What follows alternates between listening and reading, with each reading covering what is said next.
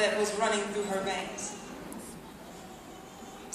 And God didn't reveal this to me until 3 weeks ago when I was talking to my pastor, but he said, "Daughter, I have called you to be a modern-day Moses."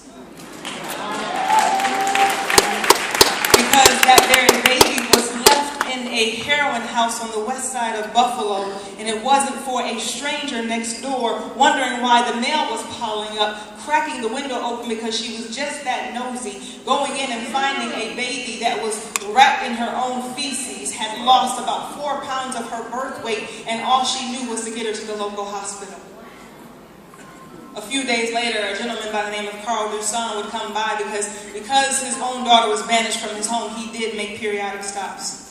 And he came by and he checked, and the neighbors told him there was a baby found here a few days ago. The doctor said it didn't look good, but she is at Millard Fillmore Hospital, for those of you who know Buffalo, New York.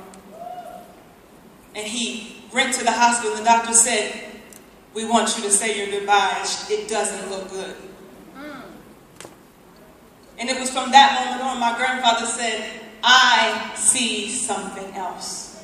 And he stayed by my bedside, and by the grace of God, God allowed life to come back into my body. He allowed my weight to come back up to normal. And then they told the doctors, "You have to make a decision. You can turn her over to the state, or will you take her?" That day set my life on a course. And I'm going somewhere, ladies and gentlemen, but I'm going somewhere because if you know the story of Moses, you know that he was set on a course, put in a basket. He ended up being nursed by his own mother, but he had to go through some things. I want to leave a word in your spirit today as I continue in this journey. Somebody say Exodus. Exodus.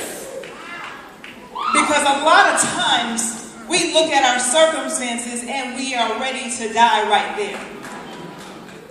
But see, there was somebody that saw just a little bit to believe in me. Somebody that said, "I'll try to love her," but really didn't have the capacity. So my life went on, and I'm going to tell you, it wasn't pretty. I went from being in what I thought was a healthy home to being abused, molested, raped, sodomized, to being locked up by the time that I was 13, to being incarcerated in juvenile hall, becoming a juvenile delinquent. Yes, if you Google me, you will see a mugshot or two. I went through hell and back and beyond, still trying to figure out where was it that I belonged.